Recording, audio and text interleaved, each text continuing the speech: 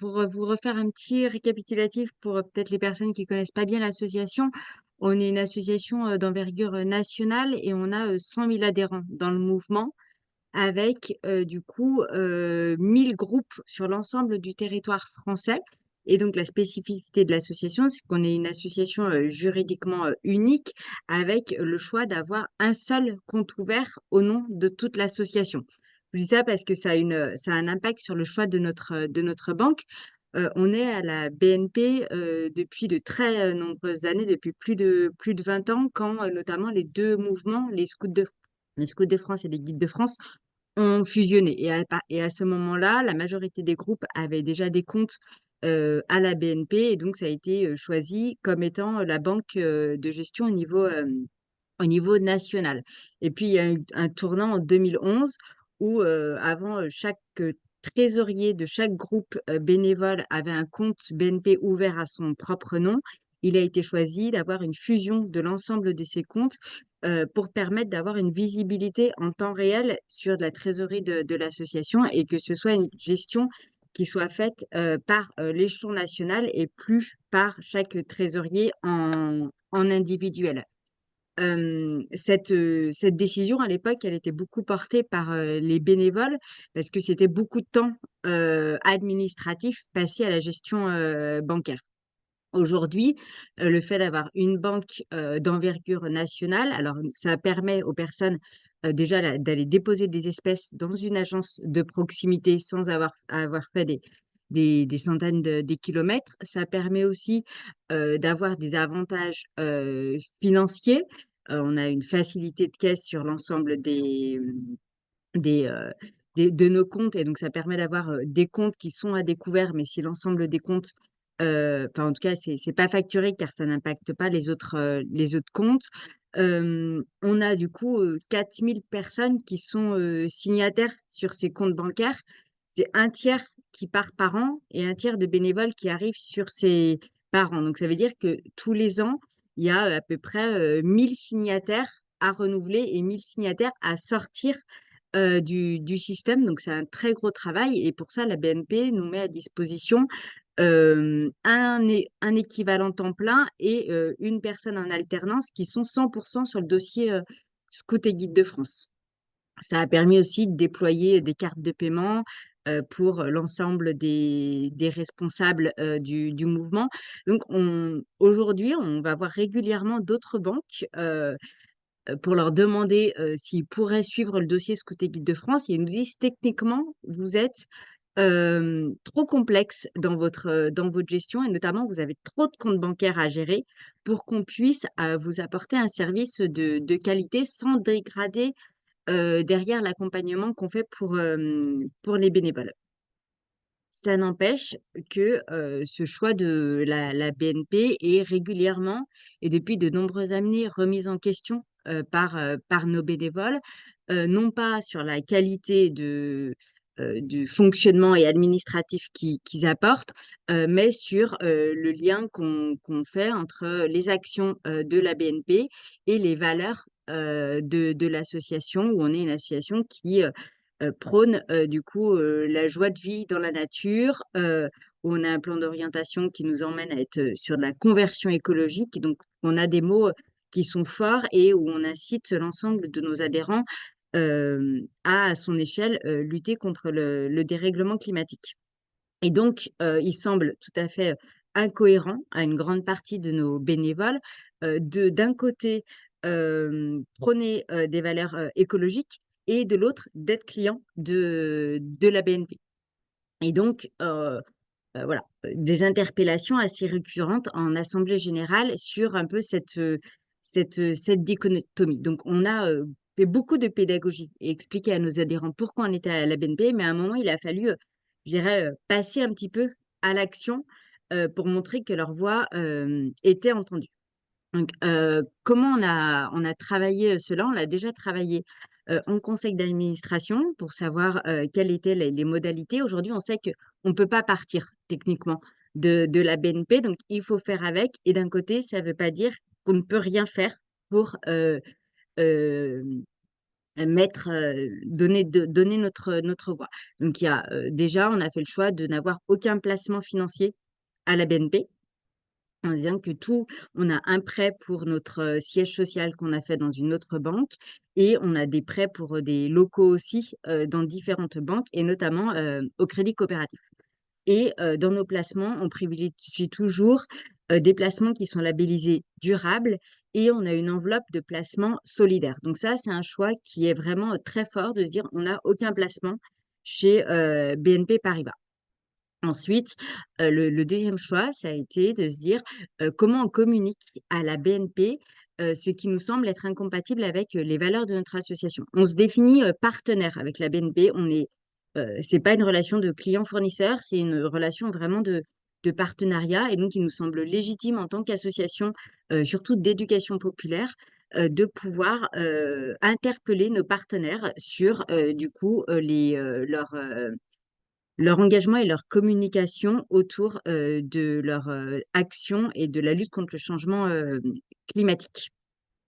Donc, on a rencontré d'abord la BNP dans leurs locaux, les informant qu'on allait faire un courrier qui était destiné à leur délégué directeur général pour leur dire justement que nous, en tant que mouvement catholique, nous estimions légitime de pouvoir demander à la BNP quel montant de financement direct ou indirect ils octroyaient, notamment aux industries les plus émettrices d'émissions de CO2, et de pouvoir avoir des chiffres un petit peu clairs sur la communication qu'ils faisaient en termes de financement de nouveaux gisements de combustibles fossiles. C'était un peu le parti pris. Après cela, du coup, on a pu rencontrer des dirigeants du comité exécutif de la BNP, qui sont venus en conseil d'administration, où on a pu discuter de ce courrier, et où eux ont pu du coup nous apporter aussi des éléments de réponse. Et puis, ces éléments de réponse, il nous semblait important que l'ensemble de nos adhérents puissent y avoir accès. Et donc, on a mis et le courrier qu'on avait fait à la BNP, et la réponse de la BNP à la suite de leur intervention au sein du conseil d'administration, sur un espace où l'ensemble de nos adhérents ont accès, et donc que chacun et chacune peut consulter quand il le souhaite. Ce courrier, on l'avait accompagné d'un autre élément qui était un peu une réponse aux questions qui nous étaient le plus fréquemment posées par nos adhérents. Et notamment aujourd'hui, pourquoi on est à la BNP alors que ces banques ne soutiennent pas des projets qui sont en phase avec nos convictions? Pourquoi on ne change pas d'établissement bancaire? Et du coup, où vont les investissements et les placements financiers? Et ça nous a permis, alors ça n'enlève pas les questions légitimes qui continuent d'arriver dans les assemblées générales, ou par courrier ou par pétition de la part de nos adhérents. Mais ça montre que on a beau, voilà, on a des avantages d'avoir une banque nationale, on a des spécificités, on a un partenariat de qualité, mais ça n'empêche pas d'avoir un positionnement aussi qui est assumé, et de pouvoir interroger nos partenaires sur leurs actions. Et donc, c'est une démarche d'abord qui a été saluée en interne, parce que du coup, on a beaucoup d'adhérents qui nous ont dit, on sait qu'on ne va pas pouvoir sortir comme ça de la BNP, mais en tout cas, on a vu que vous preniez nos revendications euh, au sérieux, je dirais, et que du coup, vous venez interpeller la BNP. Ça n'a pas été simple, hein. La BNP n'a pas forcément très bien pris ce courrier, nous a plutôt dissuadé de leur l'envoyer, n'était pas non plus très satisfait qu'on puisse le partager à l'ensemble des membres de notre association, parce que du coup, c'est 100 000 membres qui avaient connaissance de ce courrier-là. Mais ils ont plutôt compris la démarche, et ça les a Heu forcé à donner une réponse qui soit la plus clair, possible parce qu'on s'adresse, à des jeunes qui ont pas forcément tous des connaissances du fonctionnement du système, bancaire et donc de pouvoir, voilà, assez clairement, alors, expliquer leur fonctionnement.